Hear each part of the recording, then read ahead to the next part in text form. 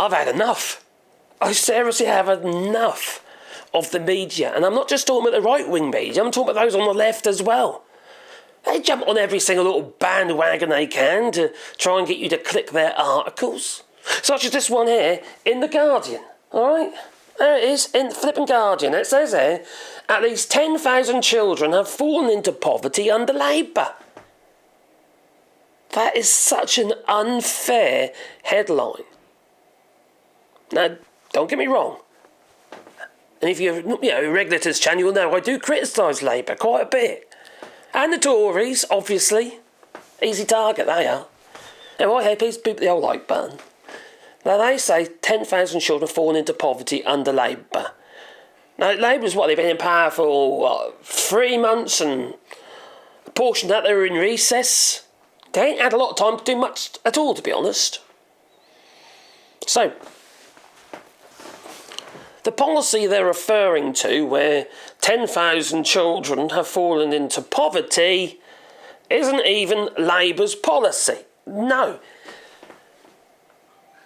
It was the Tories' policy.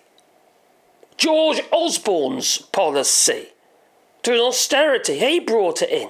And what they're referring to is the two-child benefit cap. Now, you can criticise Labour for not lifting it.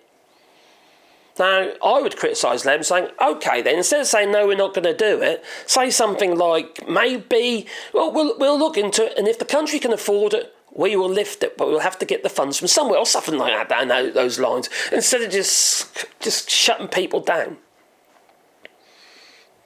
People need hope. It's bad enough with Brexit. You don't need it with your government as well. You need to be given some level of hope, mixed in with honesty. Tell people how it is, but also tell them this is what we're going to do about it, and we're going to make your lives better. But they don't do that, unfortunately.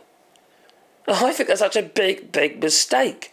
How are you going to get support of the people if you make the people feel like they're worse off now than they were when they're under the Tories? Because people listened to what the Tories were saying. I don't know why, but they were. They're going to do this, that and the other, and OK, they failed, and people eventually woke up and they decided to vote for anything other than the Tory party. In a sense, we got the next in line, which was a Labour government with a massive majority. They've got such an opportunity to make massive positive changes, but they won't. Such as trying to get some sort of friendly relationship with the EU. But no, double down on all the red lines instead. So,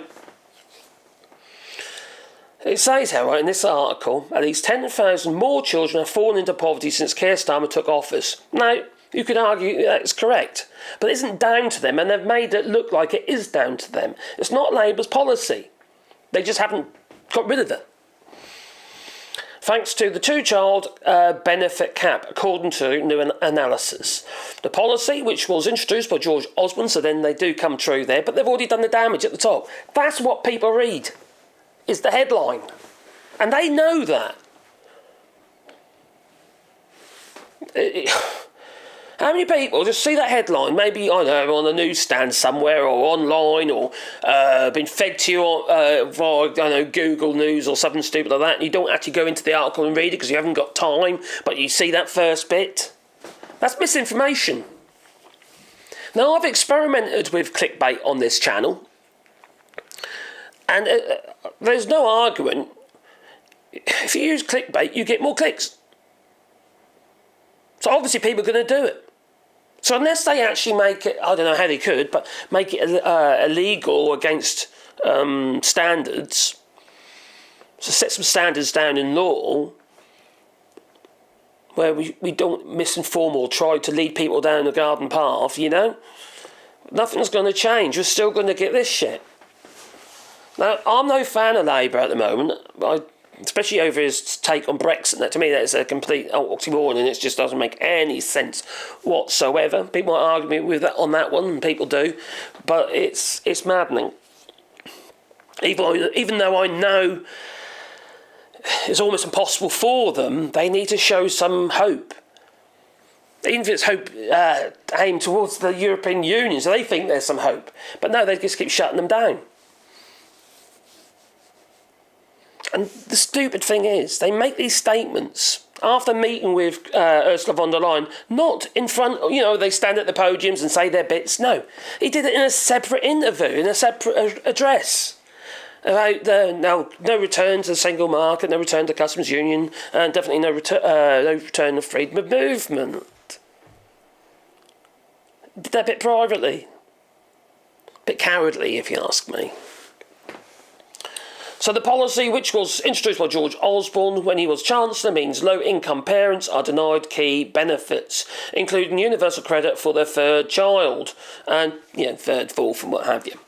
Now, the thing is, you see, one minute they're telling us we need you to have more children, yet they're going to penalise you for having more children. It's not very encouraging, is it?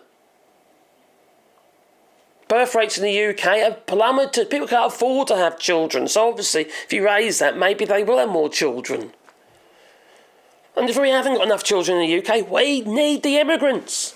We need the people coming into the country. Doing the work that Brits are probably sitting on yesterday's pizza, watching daytime TV, who don't want to do. There's plenty of them.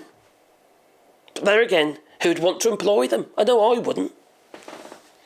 So Rachel Reeves was reluctant to take on the unfunded pledge.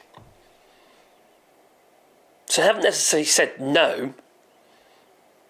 They need to see what they can do, I suppose. But why didn't they tell us that? Give people a little bit of hope.